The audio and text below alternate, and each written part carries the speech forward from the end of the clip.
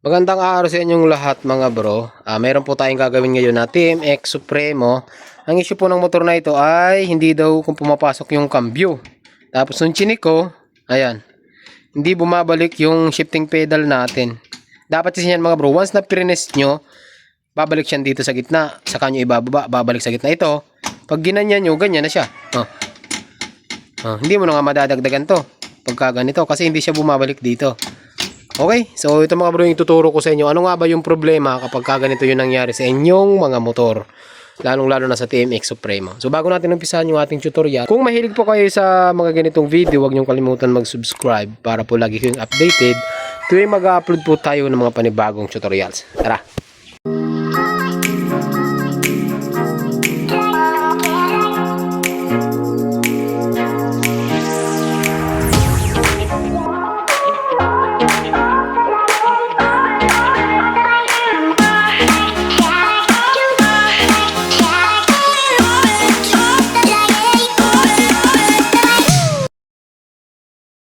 So, nandito pala tayo ngayon mga bro, home service.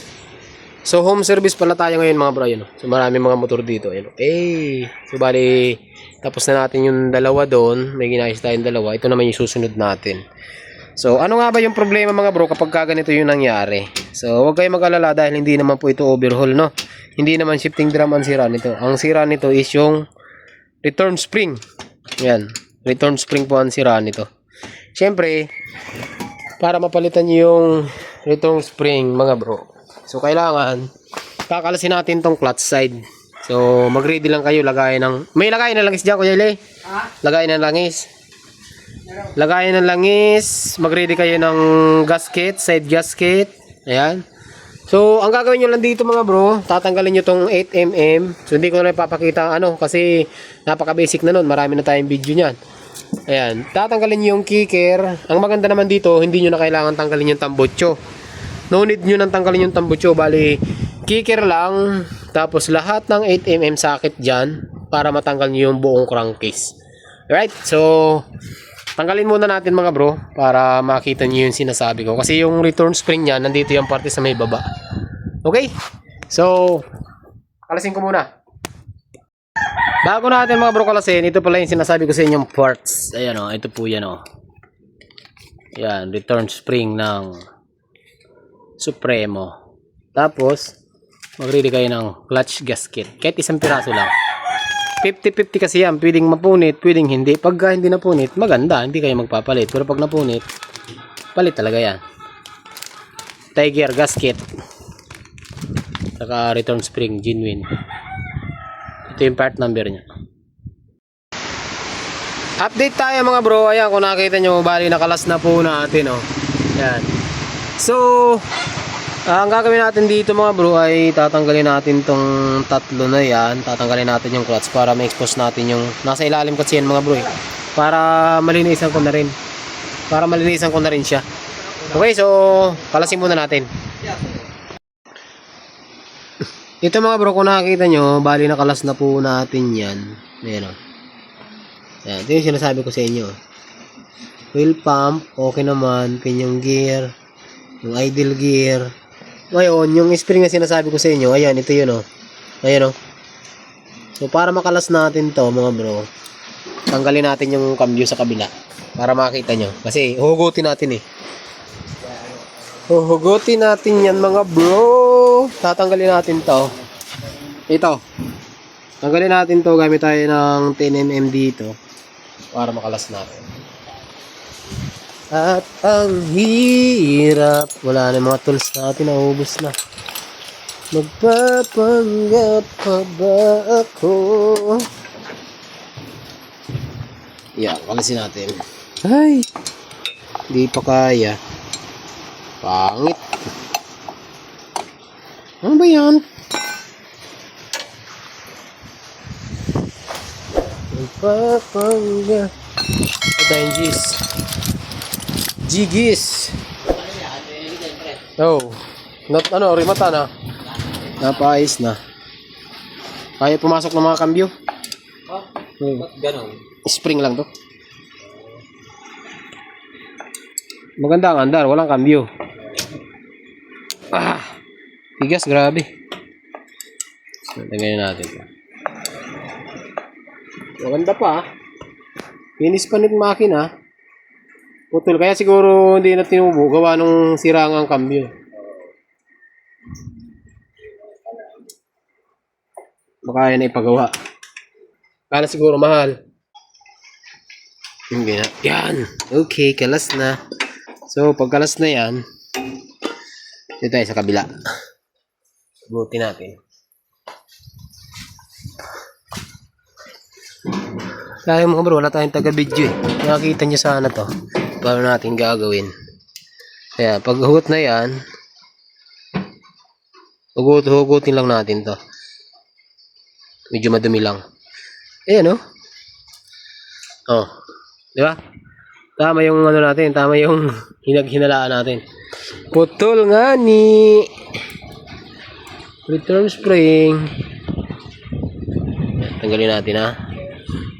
Tanggalin natin. Ayun. Nahugot na. Ito yun mga bro yung sinasabi ko sa inyo. Ayan, oh. Ayan. Ito po yung dahilan bakit hindi na siya bumabalik.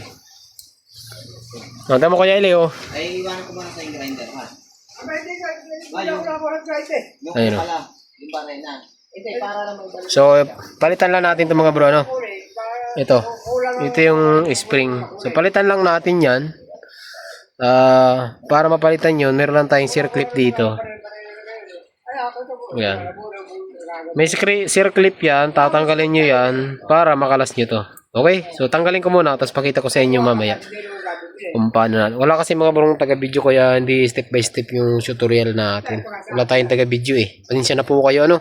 Dati kasi yung mga video natin, mayroon tayong taga-video kaya magaganda yung kuha. Ngayon kasi ako na lang mag-isa. Ayun, no? Kaya, no choice. Palitan ko muna to. Pakita ko sa inyo mamaya. Yan. So, ito yun mga bro yung sinasabi ko sa inyo. Ito yung circlip na tatanggalin nyo. Yung baray na, baka malaglag. Ito yung circlip, tatanggalin nyo. Dito po nakakabit yan. Ngayon, ito yung spring na putol. Ito yung spring na ipapalit natin. So, ang tamang kabit nito mga bro ay pababa. Kasi, tinan nyo. Ganito dapat. Hindi siya ganito. Kasi, pagka kinabit natin yan ng pagganito, ayan. Kailangan, nakahakap dito yan. Oh. Kailangan, nakalagay dito yan. Oh. So, dapat, ang kabit ay ganito. Yan. Nasa baba siya. Kailangan nakahawak dito yan. So, kabit muna natin. Para makita nyo. Ayun lang mga bro. Napakalakas po ng music ng kapitbahay. Kaya hindi po tayo makapag-video ng ayos dito. So, bali mga bro, naikabit na natin yung spring. Linisan din natin. Ayan, malinis na yung mga pyesa. Siyempre, yung mga old na gasket, tatanggalin natin yan para mapalitan ng bago. Basta mga bro, napakadali lang po itong palitan, ano? Basta meron kayong tools at mayroon kayong pamalit, kahit kayo na yung gumawa. Ibabalik na natin mga bro yung pinagtatanggal natin para masubukan na ba kung gagana talaga. Update tayo mga bro dito sa ginagawa natin na Supremo. Pasensya na kayo. Hindi na tayo nakapag-video kanina kasi merong nagpapatugtog. Bawal kasi yun sa YouTube mga bro. Ayan o. Okay? So, check natin dito ngayon. Kung goods na ba. Yan. Itong nung inapakan natin kanina itong mga bro, hindi bumabalik. O, tinan nyo ngayon, oh, may spring siya. Oh. Pag inapakan nyo, pag binitawan, yan, nabalik siya. Oh. Kabila at nabalik siya. Yun dapat. Para pumasok lahat. Ayan. Hindi kayo mahihirapan kasi parang bumabalik yung ano natin, yung shifting pedal. Ngayon, try natin ha. Okay, naka-neutral siya ngayon. Start. Ayan. Neutral. Try natin kung pasok lahat. Primera, segunda, tercera, cuarta, quinta. Ayan, pasok. Bawas natin. Cuarta, tercera, segunda, primera, neutral. Ayos na. Tahimik na tahimik pa pati, oh. Tsaka, ano mga bro, for sale po yan. 60,000. So, pero pa naman ano, pero pa naman tayong bawas dyan. Yan, sabi nung may-ari. Kasi hindi naman sa akin itong mga bro. Ayan, ito yung may-ari. Kompleto papel nito, Kuya Eli. Oo. Kaso hindi nakarehistro, ano? Oo. Yan. Unregistered, pero kompleto po yan. Signal light, headlight, busina, lahat kompleto. Stainless, sidecar, oh. Baka naghahanap po yun ng ano. Hanap po yun ng service, private. Hindi naman kasi ito pinampasada. Kasi, oh, tingnan nyo naman, oh. Under na makina, oh. Diba? Walang kaingay-ingay. So, ganun lang mga bro. Hanggang dito lang yung video natin. Magandang araw sa inyong lahat at ride safe po palagi.